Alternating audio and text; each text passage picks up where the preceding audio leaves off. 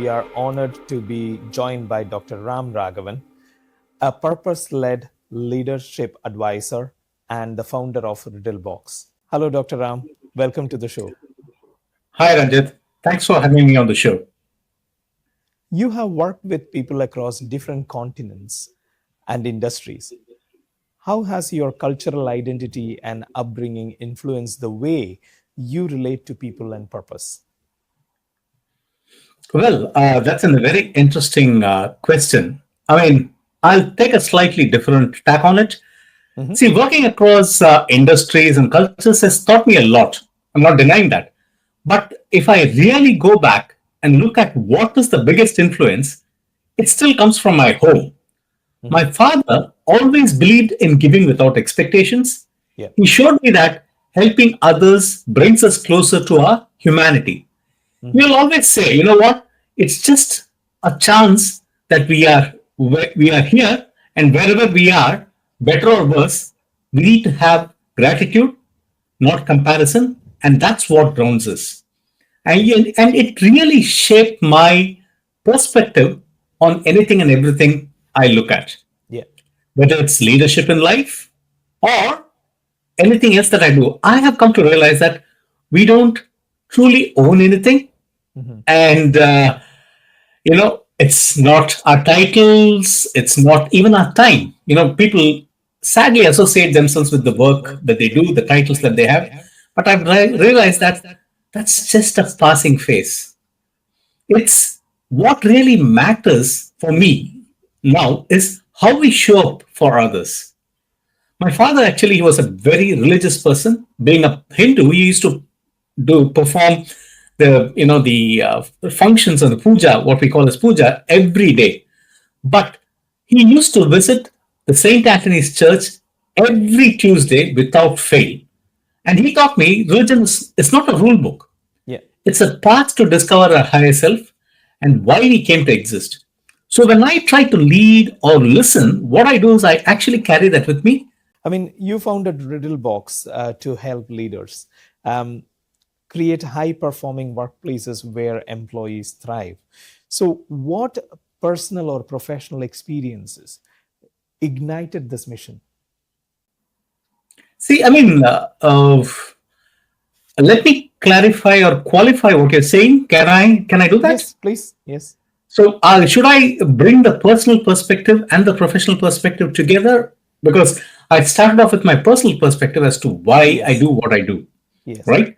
Now, I've always been taught to respect people, Mhm. value people, and accept people and situations as they are. Yeah. And of course, it has landed me in a lot of trouble. I've trusted the wrong people, got into trouble, but it's all life learning lessons, isn't it?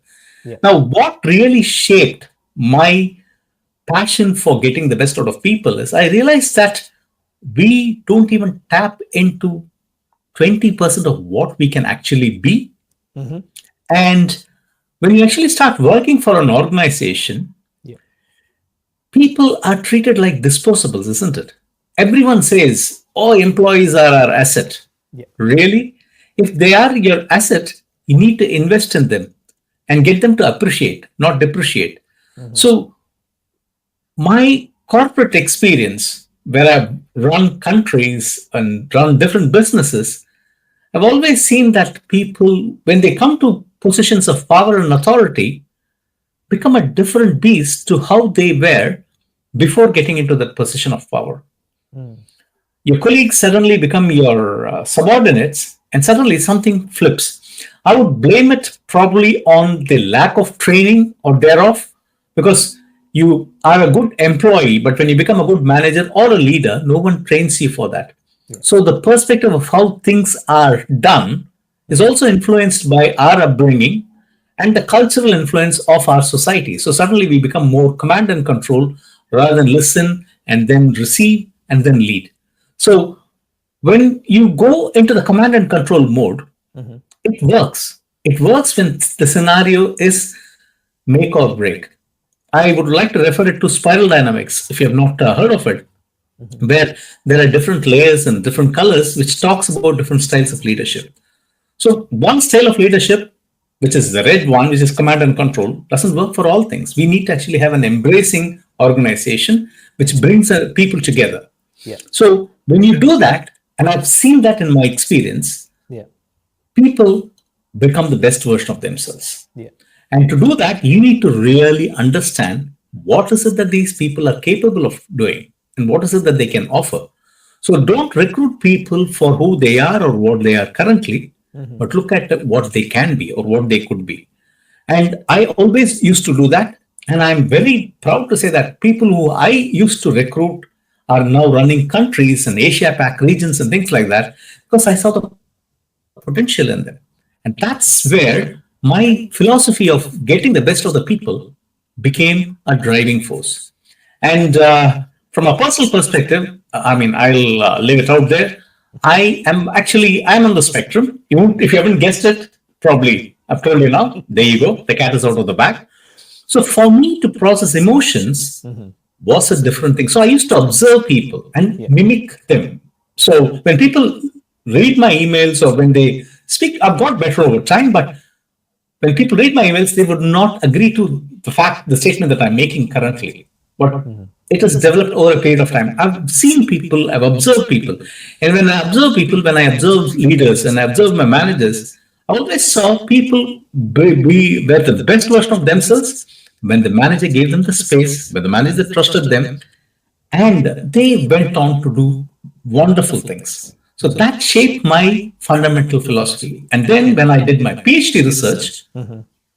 that cemented the idea of, people thrive when leaders create high performing scenarios or cultures. Because my PhD was about understanding how do you value people consciously and subconsciously. Yeah. And taking out all the noise, it all boiled down to three things: Mm-hmm. helping people to overcome fear, Yeah. building a trusted environment, and being empathetic. And if you do that, employees thrive, they don't survive. So that's what influenced my philosophy. Hope that answers the question, or probably was it a long Excellent. winded way No, to no, say? no. You did answer that very well. One thing from what you mentioned there, what I understand is today's employees are tomorrow's leaders in your organization.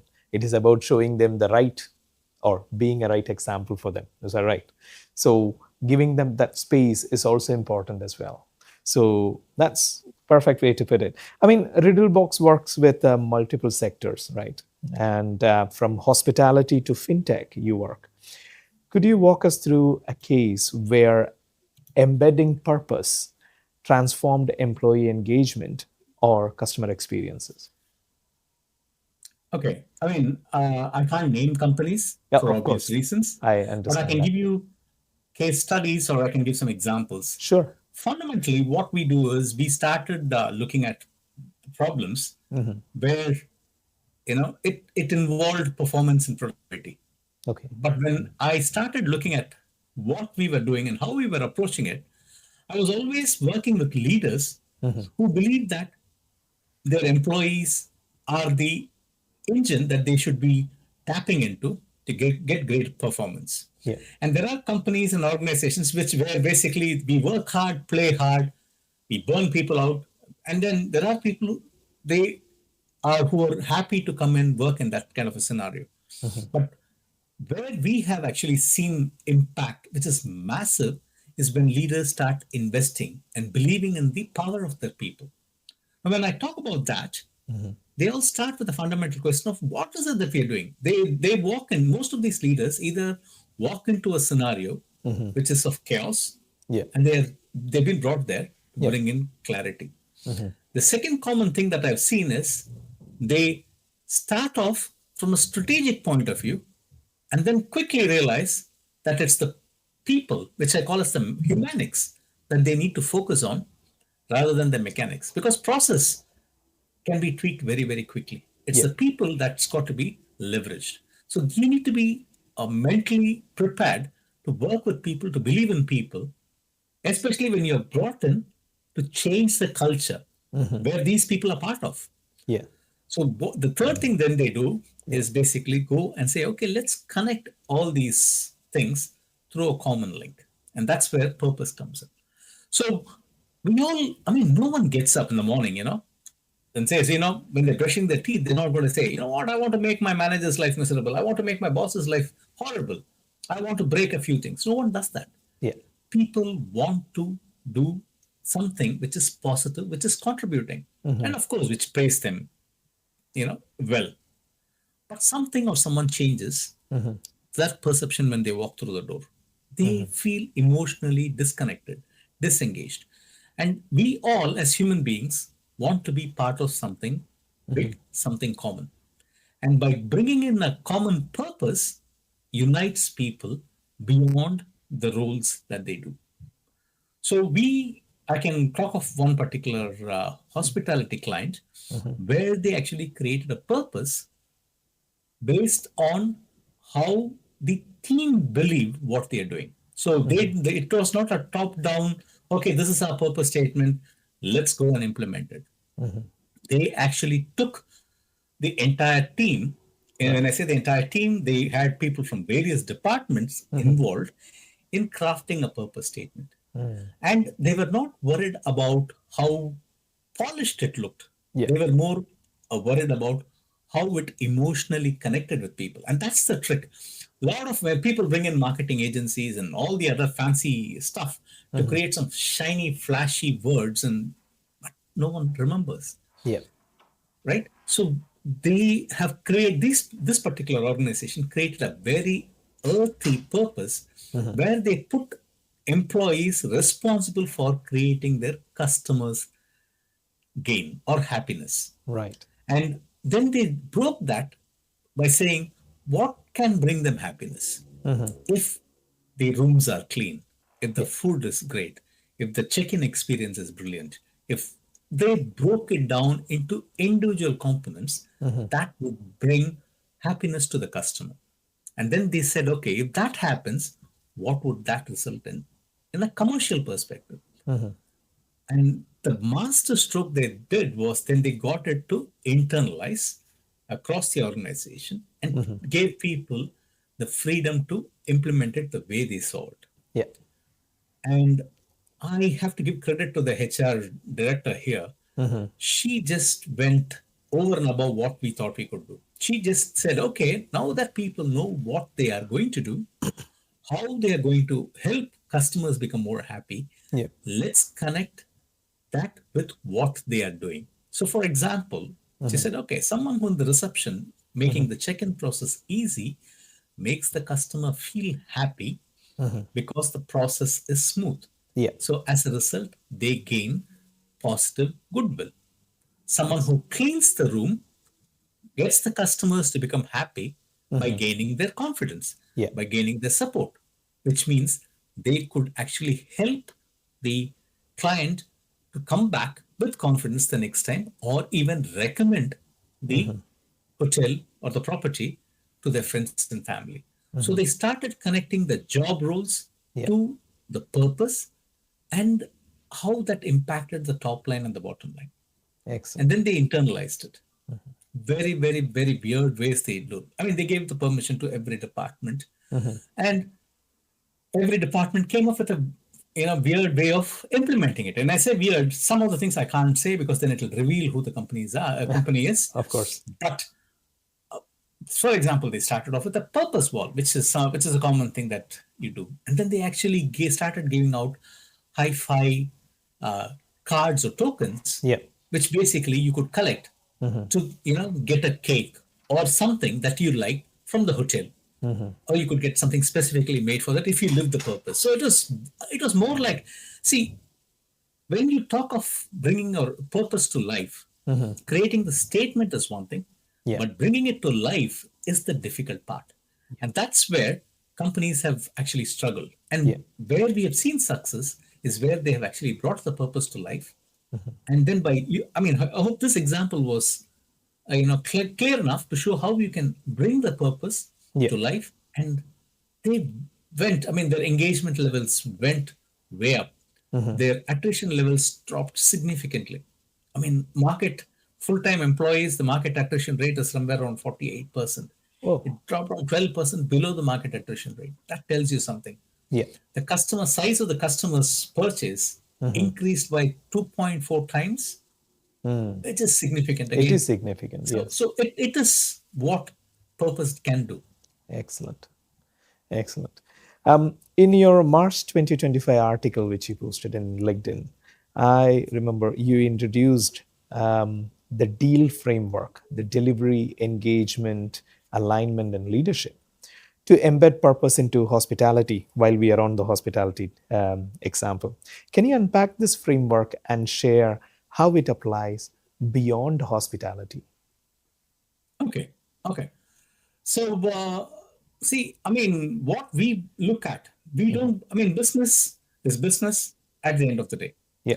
And when I look at it, look at it with a very simple view of three things. Hmm. As a business, you need to have a business plan. Yeah. If you're a solopreneur Hmm. or even a bigger company, Yeah. then that's got to be implemented. So I would call that a strategy. That's Hmm. the first leg. The second leg is you might have a great strategy, but if you don't have a team to implement that, Hmm. then that's not going to work. Yeah. So the second leg of your business is your employees.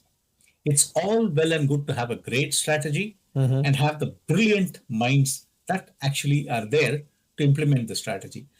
But if you don't have customers, the business doesn't exist. Yeah. So the third leg for your business is customers. So we look at these three things: strategy, employees, and customers, Hmm. and we start looking at what really changes there. Mm. Now, the deal framework is an expansion of D is delivery, which Yeah. is where the intersection between employees and customers happen. It Yeah. is where employees demonstrate their knowledge, the product or service, Hmm. and customers actually experience that.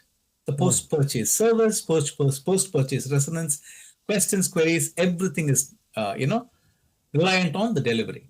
Your Hmm. product knowledge, your training impacts delivery, Yeah. right? Then you have the E, which is the engagement. Yeah. If your employees don't know what you want to achieve as an organization, Hmm. you are not going to have an engaged workforce, Yeah. which then impacts the delivery. Mm. So that's the E. The A is the alignment. Alignment is where your business strategy Hmm. aligns with what the market wants. So you are in touch or in sync with what the market is asking, your customers are asking, Yeah. and then you start thinking about it and building solutions and services over and above what is currently being offered. Mm. So that's the A. Yeah. And L is the leadership, which sits in the center. So if you look at it as three Venn diagrams, Yeah. and if you have these as the intersections, it looks like a propeller. So Hmm. the leadership is the powerful engine that propels the DEA. It's not Drug Enforcement Agency, it's the delivery, I was engagement, and about to ask you alignment that. of the organization. Right. Now, Excellent. if I'm actually applying it to hospitality, Hmm. this particular example that I gave you, it Hmm. started with L, which is the leadership, Leadership. because the leader believed that there is a need to change. Yeah. He called it as the burning platform. These are the things that you need to do to change things. Let Hmm. us worry about the crocodile nearest to our canoe, which Hmm. is what we are looking at to solve. Yeah. Then he said, okay, I can't, because as hospitality industry is very, very process oriented, they Hmm. had optimized process to the hilt, to the extent that they even brought consultants to tell or inform housekeeping staff how to clean. So they would say, start from the left hand corner of the room, do this, do this, do this. But then that didn't really have an impact on performance Yeah. as what he wanted and Yeah. change the culture. So, from the D point of view, which is the delivery, Hmm. he actually ensured that everyone knew what they were doing. And by Hmm. bringing and connecting people to a purpose, he energized them. But he also got them more engaged. Hmm. What we did was we then started measuring how people were feeling. Hmm. And this is basically, you could call it as the earlier version of your well-being measurement. Yeah. And we started to understand how people were feeling, how the managers were making them feel, how the leaders were making them feel, how the department relationships existed, and how they felt about each department. Hmm. So then he actually got champions to Hmm. address specifics Yeah. of all that experience Hmm. in order to enhance engagement. Why did we look at feeling then engagement? Primarily because if you look at how your brain is hardwired, Mm-hmm. you have, your system one and system two thinking. Yeah. This basically your feeling and thought. Let's make it simple. It's feeling and thought. Feeling always proceeds, and it always overcomes thought. Mm-hmm. One example, you want to actually avoid eating chocolates. You Yeah. know chocolates are not bad, but do you stop when you see a nice box of chocolates? The first thing you do is your hand dips in, you bite, and then you think, Mm-hmm. right? So your feeling always trumps Yeah. your thought that way. We know what needs to be done, but we Mm-hmm. still go and do what we think or we feel needs to be done. That's the Mm-hmm. distinction. So if you address how people feel, Yeah. then it will get them to think more Mm-hmm. positively. And when they think more positively, that has an impact on how they behave, Mm-hmm. which then impacts on how things are delivered, which then has an impact on performance. So Mm-hmm. that is why we started looking at how people felt, and then we measured that. Now, Mm-hmm. having understood how people felt and addressing that, Mm-hmm. connecting them to the purpose, connecting them to how things mattered and how it impacted the organization's performance through the individual lens, Mm-hmm. delivery became efficient. Then the third bit, which was the alignment, Alignment. what we did was we started looking at what is their customer journey look like. Mm-hmm. And this is everyone does customer journey mapping. Yeah. It's a simple exercise, is what people say, but we Mm-hmm. went deeper. We Mm-hmm. started looking at segments. And this one was an exercise that was conducted by all the employees in that particular property. So they actually said, okay, these are the touch points. We started asking, when does the customer journey begin? Who makes the booking? Mm-hmm. And then we walk through the whole process. I can't give you more details, but I that understand. that process of understanding how Mm-hmm. the journey opens up. Okay, let me, because it's anonymous, I can share this example.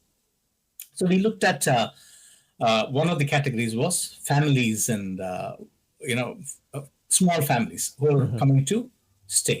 So we asked the question, when is the journey going to start? Mm-hmm. It starts when you think about the holiday. Mm-hmm. So when you think about the holiday, we wanted to be in the front of the mind. Yeah. So we said, who's actually going to make the booking? Mm-hmm. It's the mom, generally, who makes the booking. So where can we actually target these moms? They are in Mumsnet and Mm-hmm. other places. So we started advertising and raising awareness there. Then we said, okay, now that they Hilton or Marriott or whatever choices they have, Mm-hmm. if we can actually replace that Yeah. with this particular property as the first thing that they need to look at, Mm-hmm. that's success number one. Yeah. Then we said, okay, where are they going to go? They're going to go to the website. What are the moms going to look for? How clean the rooms are, how clean the bathroom is, how Mm. clean the restaurant is, what does the food look like? So we addressed that. Mm-hmm. We actually said, okay, we will have pictures in the website. Then thing normal psychology is what happens? Who's talking about this? Let me get some feedback. Earlier, it used to be outside, Mm-hmm. TripAdvisor or a few other things that were there at this point in time. So if you go out and you see a negative remark, Yeah. you lose interest and you don't go back to the property. So they said we will bring that ratings within the website, and then they had someone responsible for responding to it, and they had a meeting every day morning to discuss this TripAdvisor ratings. Mm-hmm. Then they looked at the check-in experience, checkout experience, to the extent that they even said, okay, if it's a parent that is coming, driving long distance, they will be stressed because the children would be asking them, making a lot of noise and ruckus. So Yeah. they even created a decompression zone where Mm-hmm. the parents could just be welcomed with a welcome drink, and the kids were taken to a play area. So, I mean, I can go on and on about it. So you get the idea, Yeah. right? Yes. Yes. No, that's a great thing. To the last point of this episode, you recently wrote from busyness to business, emphasizing that true productivity is emotional rather than mechanical. What shifts can leaders make today to move from motion to meaningful progress? Yeah. See, as I see, emotion is something which is who we are Yeah. as human beings, right? We react, we cry, we rejoice, we smile, we reflect. All that is triggered by a feeling. Yeah. So when I look at this, and people ask me what you should do. By the way, that's a great question. Huh? It's the first thing I would say is prioritize your emotional energy. Yeah. It's not just time, because if for people who are watching this, Yeah. I would ask you to reflect on the time you actually walked into a room Yeah. where the energy suddenly went down. Mm. You know, because there is a what I call as a energy hoover. There's one negative person who actually brings the whole energy down. Yeah. So start looking at it from that point of view. How can you maximize your emotional energy? Mm. So if people can bring you down, you need to protect yourself from that. Yeah. So the first question I would ask is what work energizes me Yeah. and what drains me, right? I would probably track energy like KPI because it's burnout is not about hours, right? Yeah. It's about emotional depletion. You could work intensely for a day and then feel exhausted. Yeah. And you could actually have a burnout rather than working monotonously. It is not about doing time. Yeah. It's about the burnout that happens in your head. So that's number one. And the second thing I practice is I don't have a to-do list. In fact, I have a not to-do list and I have something called an impact map. I Excellent. just focus on outcomes. What do I need to get done today? The output. Yeah. I have to build a website to do this, or I have to solve this problem to help a customer. So that is the thing. So help the customer to sell more. That Yeah. is my outcome. And then I say, okay, what will help me move that needle Yeah. on purpose, on people, on performance to get there? So I start looking at it slightly differently. Yeah. And then what I call is I create something called the white space. Everyone says, you should stop working in the business. You should actually have work on the business. Great to say that. Yeah. But how many of us actually do it? So I block my calendar.